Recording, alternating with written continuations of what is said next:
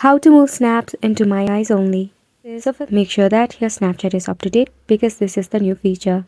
For that, open your Play Store and in the search bar, search for Snapchat.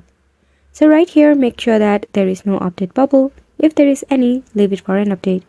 Then tap open. To send your snap to My Eyes only, first and foremost, you have to take a snap. Then you have to make sure that you have saved it in your memory. Then, once you do that, you can tap on the memory icon next to the circle button. So right here, all you have to do is press and hold your snap. Then from here, tap on hide. Then you have to quick set up your My Eyes only. For this, create a password so that it is secure. Confirm your password. Then tap on the red letters and tap on continue. Once you do that, now all you have to do is tap on finish. And just like that, your snap will be sent into My Eyes only. Isn't it simple?